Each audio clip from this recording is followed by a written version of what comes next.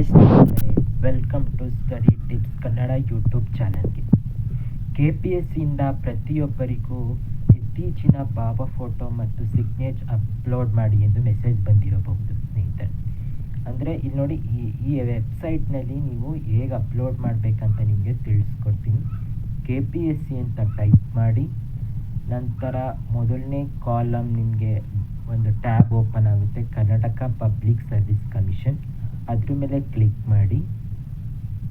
ಅದ್ರ ಮೇಲೆ ಕ್ಲಿಕ್ ಮಾಡಿದ ನಂತರ ನಿಮಗೆ ಕೆಳಗಡೆ ಸ್ಕ್ರಾಲ್ ಮಾಡ್ತಾ ಹೋದಾಗ ನಿಮಗೆ ಒಂದು apply online for various notification ಅಂತ ಇದೆ, ಅದ್ರ ಮೇಲೆ ಕ್ಲಿಕ್ ಮಾಡಿ. ಅದಕ್ಕೆ ಕ್ಲಿಕ್ ಮಾಡಿದ ನಂತರ ಕೆಳಗಡೆ click here for one time registration ಅಂತ ಇದೆಯಲ್ಲ, ಅದ್ರ ಮೇಲೆ ಕ್ಲಿಕ್ ಮಾಡಿ.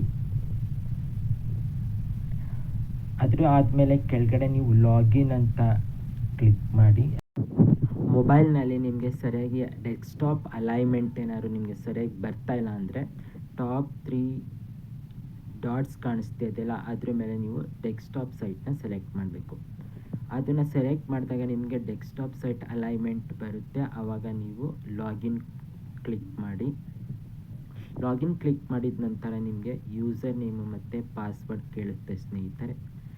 ಏನಾದರೂ ನೀವು ಯೂಸರ್ ನೇಮ್ ಮತ್ತು ಪಾಸ್ವರ್ಡ್ ಮರ್ತೋಗಿದ್ರೆ ನಿಮಗೆ KPSC ಕಡೆಯಿಂದ ಮೇಲ್ ಕಳಿಸಿರ್ತಾರೆ, ಅದರಲ್ಲಿ ನೀವು ಸರ್ಚ್ ಮಾಡಿ ತೊಗೋಬೇಕಾಗುತ್ತೆ.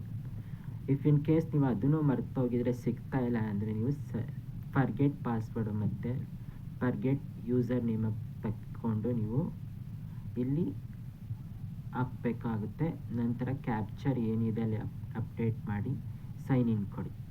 ನಂತರ ಸೈನ್ ಇನ್ ಆದಮೇಲೆ ಇದನ್ನೆಲ್ಲ ಇನ್ಸ್ಟ್ರಕ್ಷನ್ ಓದಿ I have read this instruction ಮೇಲೆ ಕ್ಲಿಕ್ ಮಾಡಿ. ಕ್ಲಿಕ್ ಮಾಡಿದ ಮೇಲೆ ಗೋ ಮೇಲೆ ಕ್ಲಿಕ್ ಮಾಡಿ. ಗೋ ಮೇಲೆ ಕ್ಲಿಕ್ ಮಾಡಿದ ತಕ್ಷಣ ಅಪ್ಲಿಕೆಂಟ್ ಡೀಟೇಲ್ಸ್ ರಿಜಿಸ್ಟರ್ ಮೇಲೆ ಕ್ಲಿಕ್ ಮಾಡಿ ಫೋಟೋ ಅಪ್ಲೋಡ್ ಮಾಡಿ ಸ್ನೇಹಿತರೆ. Thank you this watching video.